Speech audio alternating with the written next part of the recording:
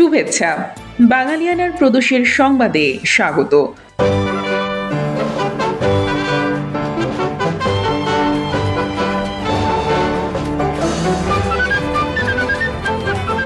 পুরো বিজয়ের মাস জুড়ে দেখুন বাঙালিয়ানার বিশেষ আয়োজন।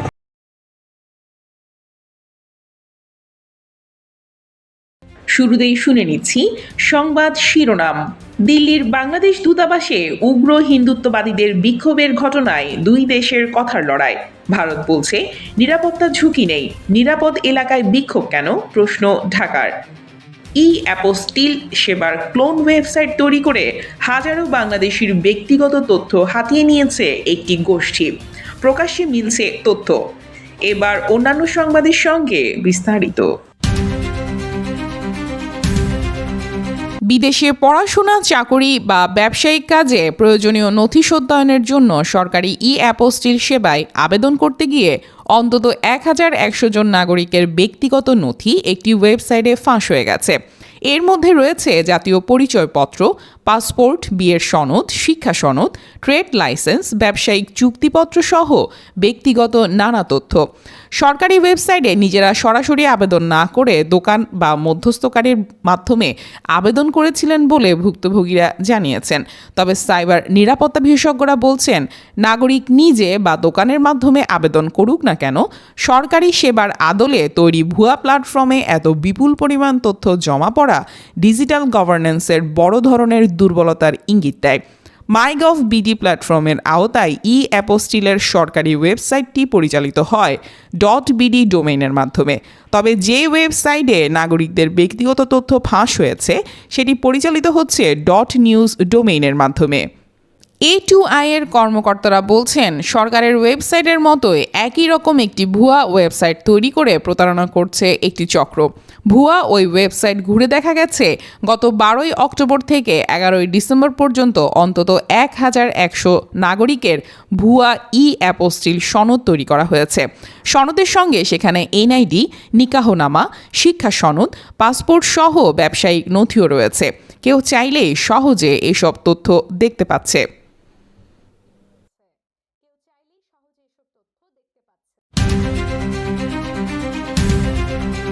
নয়াদিল্লিতে বাংলাদেশ হাই কমিশনের সামনে বিক্ষোভকে কেন্দ্র করে বিভ্রান্তিকর প্রচার চালানো হচ্ছে বলে দাবি করেছে ভারত।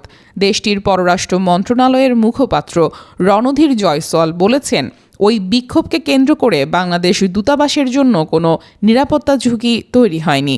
বাংলাদেশে জুলাই অভ্যুত্থানের পর ঢাকা দিল্লি সম্পর্কে টানাপোড়েনের মধ্যে ২০ ডিসেম্বর শনিবার সন্ধ্যায় ২০ থেকে ২৫ জন বিক্ষোভকারী দিল্লিতে বাংলাদেশ হাই কমিশনের সামনে অবস্থান নেন। তারা বাংলাদেশ বিরোধী স্লোগানের পাশাপাশি বাংলাদেশের হাই কমিশনার রিয়াজ হামিদুল্লাহকে হুমকি দেন বলে দূতাবাস কর্মকর্তারা জানান। রণধীর জয়সওয়াল বলেন, আমরা লক্ষ্য করেছি বাংলাদেশের কিছু গণমাধ্যম এই ঘটনা নিয়ে বিভ্রান্তিকর প্রচার চালানো হচ্ছে। বাস্তবতা হলো, সেদিন প্রায় ২০ থেকে ২৫ জন যুবক বাংলাদেশ হাই কমিশনের সামনে জড়ো হয়ে ময়মনসিংহে দীপু চন্দ্র দাসের নির্মম হত্যার প্রতিবাদে স্লোগান দেন। তারা বাংলাদেশের সংখ্যালঘুদের সুরক্ষারও দাবি জানান। জয়সওয়াল বলেন, বিক্ষোভ চলাকালে হাই কমিশনের বেষ্টনী ভেঙে প্রবেশের চেষ্টা বা নিরাপত্তা ঝুঁকি সৃষ্টির কোনো ঘটনা ঘটেনি।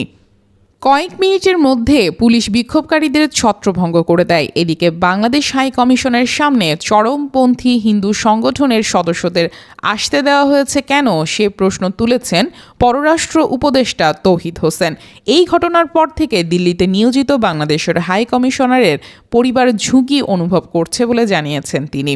পররাষ্ট্র উপদেষ্টা বলেন, দিল্লিতে কূটনৈতিক এলাকার ভেতরে বাংলাদেশ মিশনের অবস্থান খুবই নিরাপদ স্থানে।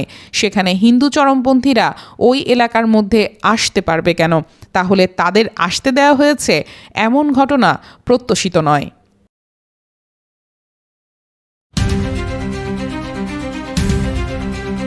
নিরাপত্তা পরিস্থিতির কারণে চট্টগ্রামে ভারতের ভিসা সেন্টার বন্ধ ঘোষণা করা হয়েছে। ২১ ডিসেম্বর রোববার থেকে পরবর্তী নির্দেশ না দেওয়া পর্যন্ত এই ভিসা সেন্টারের কার্যক্রম স্থগিত থাকবে বলে ভারতীয় ভিসা আবেদন কেন্দ্রের ওয়েবসাইটে জানানো হয়। এতে বলা হয়েছে, ভিসা সেন্টার খোলার তারিখ পরবর্তীতে জানানো হবে। এ বিষয়ে চট্টগ্রামে ভারতের সহকারী হাই কমিশন কার্যালয়ের কোনো কর্মকর্তার বক্তব্য পাওয়া যায়নি।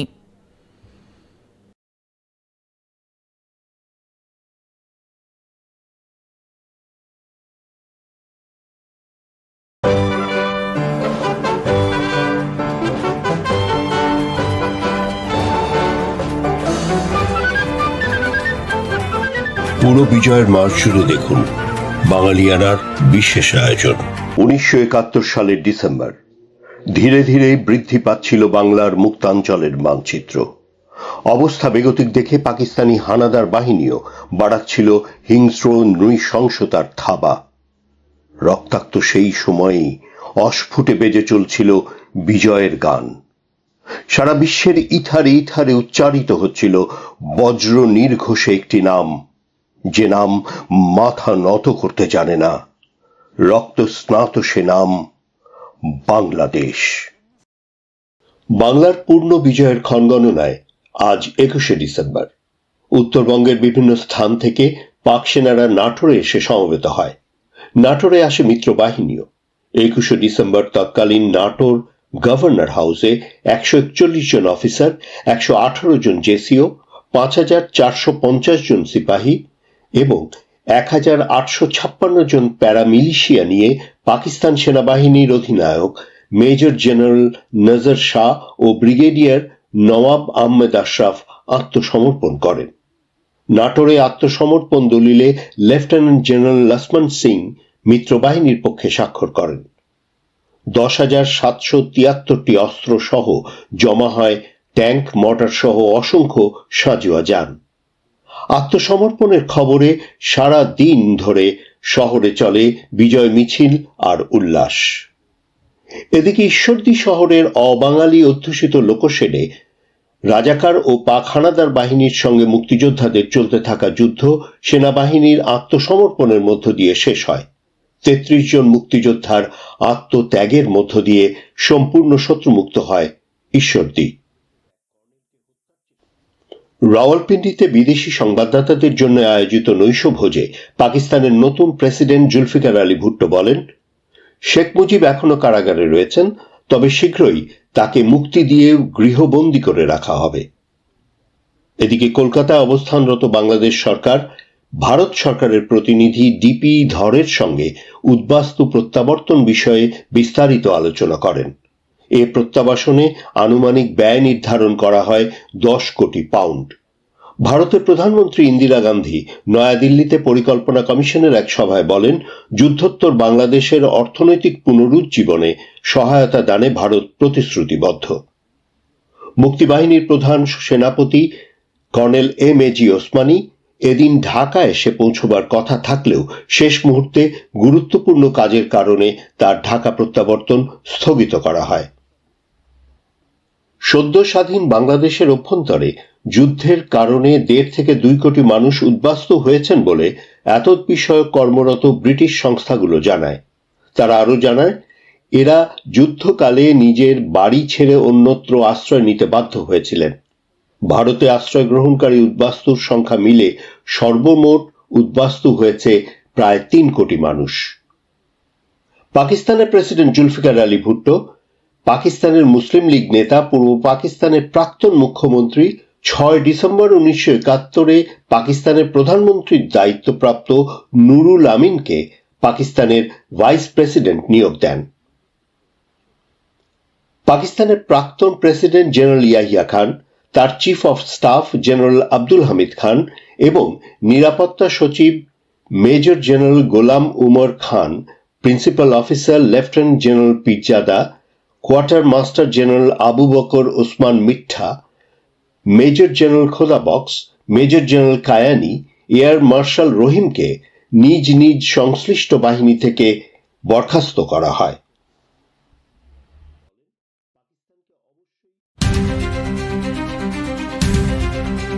আসন্ন ত্রয়োদশ জাতীয় সংসদ নির্বাচন ও গণভোটকে সামনে রেখে আইন শৃঙ্খলা পরিস্থিতি ঠিক রাখতে এখন থেকে যৌথ বাহিনীর অভিযান চলবে বলে জানিয়েছেন নির্বাচন কমিশনার আবুল ফজল মোহাম্মদ সানাউল্লাহ। 21 ডিসেম্বর আগারগাঁওয়ের নির্বাচন ভবনের অডিটোরিয়ামে ত্রয়োদশ জাতীয় সংসদ নির্বাচন ও গণভোট উপলক্ষে আইন শৃঙ্খলা বিষয়ে ব্রিফিংয়ে তিনি এই কথা জানান। মোহাম্মদ সানাউল্লাহ বলেন, অভিযান চলমান আছে। আমরা বলেছি এটা নিয়মিতভাবে প্রেস ব্রিফিংয়ের মাধ্যমে জানানো হবে। প্রতিদিনই প্রায় 2000 জন করে গ্রেফতার হচ্ছে। এর আগে জাতীয় নির্বাচন ও গণভোটকে সামনে রেখে আইন শৃঙ্খলা পরিস্থিতির সার্বিক পর্যালোচনার বিভিন্ন বাহিনীর সঙ্গে বৈঠকে বসেন প্রধান নির্বাচন কমিশনার এএমএম নাসির উদ্দিন।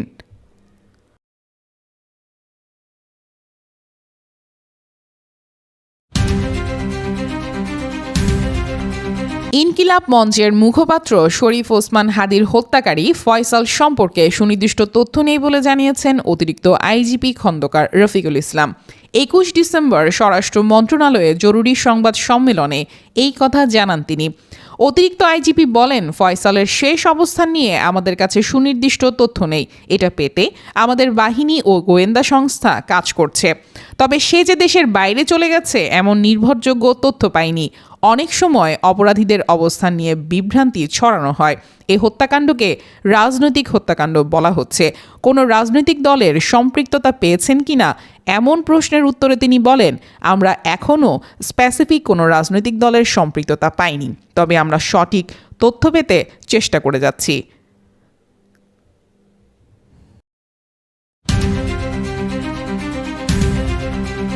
দৈনিক প্রথম আলো ও ইংরেজি দৈনিক ডেইলি স্টারে হামলা জাতির জন্য লজ্জার বলে মন্তব্য করেছেন বিএনপির স্থায়ী কমিটির সদস্য সালাউদ্দিন আহমেদ। তিনি বলেন, প্রথম আলো ডেইলি স্টার জ্বালিয়ে দেওয়া হয়েছে, পুড়িয়ে দেওয়া হয়েছে। এই দৃশ্য সারা বিশ্ব দেখেছে। সেটা আমাদের জন্য লজ্জার। এটা কোনোভাবে আমরা শুধুমাত্র দুঃখ প্রকাশ, ক্ষমা প্রার্থনা করে সমাপ্ত করতে পারবো না। সালাউদ্দিন বলেন, এখানে সরকারের দায়িত্ব ছিল সবচাইতে বেশি। আমরা জেনেছি হামলার বিষয়ে ইন্টেলিজেন্স রিপোর্ট ছিল, কিন্তু সেটা আমলে নেওয়া হলো না কেন, এমন প্রশ্ন রাখেন তিনি। সালাউদ্দিন বলেন, আইন শৃঙ্খলা বাহিনীকে বলার পরও শুনেছি 1-2 ঘন্টা পরে তারা সাড়া দিয়েছে। সেটা কেন? কাদের হাতে আমরা এই রাষ্ট্র ব্যবস্থা দেব? নিরপেক্ষ নির্বাচনের জন্য যারা দায়িত্ব নিয়েছেন তাদের ভূমিকাটা প্রশ্নবিদ্ধ।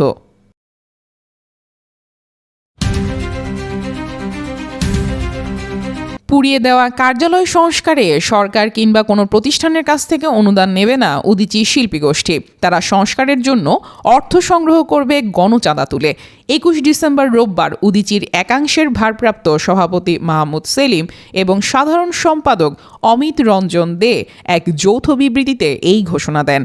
আগুনে উদীচীর 57 বছরের ইতিহাসের গুরুত্বপূর্ণ নথিপত্র, বাদ্যযন্ত্র ও আসবাবের ব্যাপক ক্ষয়ক্ষতি হয়। সাংস্কৃতিক সংগঠনটি মনে করছে স্বাধীনতা বিরোধী ধর্মান্ধ ও সাম্প্রদায়িক অপশক্তি অগ্নিসংযোগে জড়িত।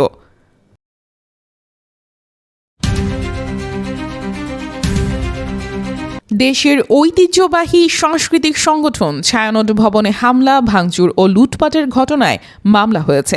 শুক্রবার মধ্যরাতে এই মামলা হয় বলে ধানমন্ডি থানার ওসি সাইফুল ইসলাম জানিয়েছেন। হামলা, ভাঙচুর, লুটপাটের অভিযোগ এনে এই মামলা করা হয়েছে। ছায়ানটের প্রধান ব্যবস্থাপক দুলাল ঘোষ বাদী হয়ে এই মামলা করেছেন, যেখানে 300 থেকে 350 অজ্ঞাত ব্যক্তিকে আসামি করা হয়েছে বলে জানান পুলিশের এই কর্মকর্তা। তবে দৈনিক প্রথম আলো এবং ডেইলি স্টারে হামলার ঘটনায় রোববার সকাল পর্যন্ত কোনো অভিযোগ আসেনি বলে তেজগাঁও থানার ওসি জানিয়েছেন।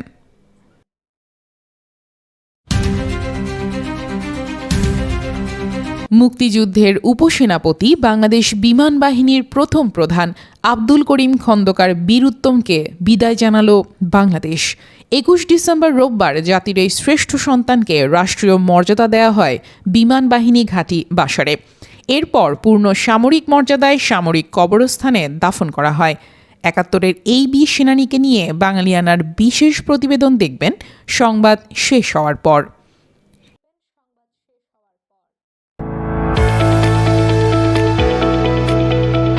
এবার শুনে নিচ্ছি বাঙালিয়ানা বাণিজ্য সংবাদ। ব্যক্তিগত সম্পদ মূল্যের দিক থেকে একের পর এক রেকর্ড গড়ে যাচ্ছেন টেসলার প্রধান নির্বাহী ইলন মাস্ক। এবার ইতিহাসের প্রথম ব্যক্তি হিসেবে তার সম্পদ মূল্য 700 বিলিয়ন বা $70,000 কোটি অতিক্রম করেছে। ফোর্বস ম্যাগাজিনের রিয়েল টাইম বিলিয়নিয়ারের তালিকা অনুযায়ী ইলন মাস্কের বর্তমান সম্পদ মূল্য 748.9 বিলিয়ন বা $74,890 কোটি। ধারণা করা হচ্ছে ইতিহাসের প্রথম ব্যক্তি হিসেবে মাস্কের সম্পদ মূল্য $1 ট্রিলিয়ন বা $1 লাখ কোটি স্পর্শ করবে।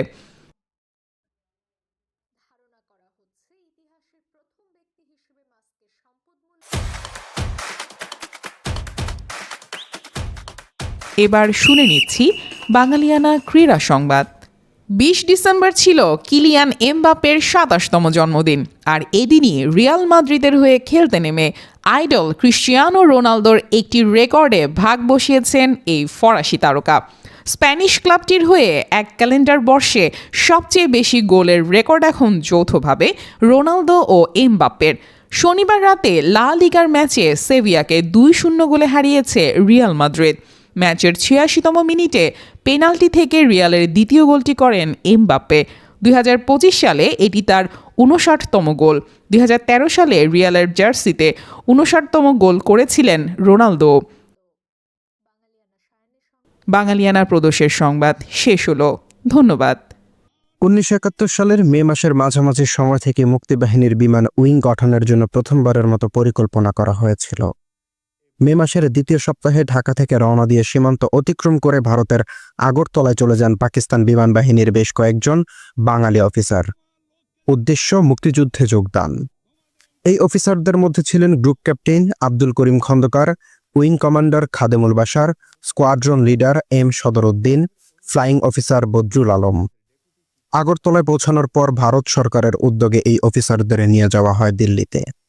20 মে দিল্লিতে ভারতীয় উচ্চপদস্থ কর্মকর্তাদের সঙ্গে বৈঠক করেন তারা। বৈঠক শেষে কলকাতায় চলে যান। সেখানে প্রধানমন্ত্রী তাজউদ্দিন আহমেদের সঙ্গে বৈঠক করেন গ্রুপ ক্যাপ্টেন একে খন্দকার। এ সময় তিনি বিমান উইং গঠনের জন্য বিমানের বন্দোবস্তের জন্য অনুরোধ করেন। তিনি বলেন, যেহেতু বাঙালি অফিসারেরা আছেন সুতরাং তারাই বিমান ব্যবহারে সক্ষম। এভাবেই জন্ম নিল একটি স্বপ্ন। সশস্ত্র বাহিনীর সবচেয়ে সফিস্টিকেট ইউনিট বিমান বাহিনী গঠন হলো বিদেশিদের মাটিতে। এই জন্ম প্রক্রিয়ায় যিনি নেতৃত্ব দিলেন তিনি আব্দুল করিম খন্দকার, যাকে আমরা একে খন্দকার হিসেবে চিনি। 1952 সালের সেপ্টেম্বরে পাকিস্তান বিমান বাহিনী থেকে তিনি তার কমিশন লাভ করেন। 1955 সাল পর্যন্ত তিনি ফাইটার হিসেবে কাজ করেন ও পরে ফ্লাইং ইনস্ট্রাক্টর হয়ে ওঠেন। তিনি পাকিস্তান এয়ারফোর্স একাডেমিতে 1957 সাল পর্যন্ত ছিলেন। ফ্লাইং ইনস্ট্রাক্টর স্কুলে তিনি 1958 সাল পর্যন্ত ফ্লাইং কমান্ডার হিসেবে দায়িত্ব পালন করেন। পরে জেট ফাইটার কনভার্সন স্কোয়াড্রনে তিনি ফ্লাইট কমান্ডার হিসেবে দায়িত্ব পালন করেন 1960 সাল পর্যন্ত। 1961 সাল পর্যন্ত তিনি স্কোয়াড্রন কমান্ডার হিসেবে কাজ করেন PAF একাডেমিতে। পরে জেট ফাইটার কনভার্সন স্কোয়াড্রনে তিনি স্কোয়াড্রন কমান্ডার হিসেবে দায়িত্ব পালন করেন 1965 সাল পর্যন্ত। ট্রেনিং উইং এর অফিসার কমান্ডিং হিসেবে 1966 সাল পর্যন্ত তিনি PAF একাডেমিতে দায়িত্ব পালন করেন। PAF প্ল্যানিং বোর্ডের প্রেসিডেন্ট হিসেবে তিনি 1969 সালের আগ পর্যন্ত দায়িত্বরত ছিলেন। পরে তিনি সেকেন্ড ইন কমান্ড হিসেবে PAF বেসের দায়িত্ব পান 1969 সালে। একটু আগে যে বৈঠকের কথা বলা হলো, বদরুল আলম বীর উত্তম ছিলেন সেই বৈঠকে। এক স্মৃতিচারণায় তিনি জানান, বৈঠকে একে খন্দকার বিমান উইং গঠনের জন্য তাজউদ্দিন আহমেদকে বিমান জোগাড়ের জন্য অনুরোধ করেন। তাজউদ্দিন আহমেদ দেখলেন যুদ্ধে বিমান অত্যাবশ্যক, তাই তিনি ও খন্দকার সাহেব দুজনই ভারত সরকারের কাছে বিমান সহায়তা চাইতে থাকেন। প্রাথমিকভাবে যখন দেখা গেল বিমান উইং গঠন করতে দেরি হবে, তখন বিমান বাহিনীর অফিসারদের বিভিন্ন সেক্টরে যুদ্ধে পাঠানো হলো। একে খন্দকার হলেন মুক্তিবাহিনীর ডেপুটি চিফ অফ স্টাফ।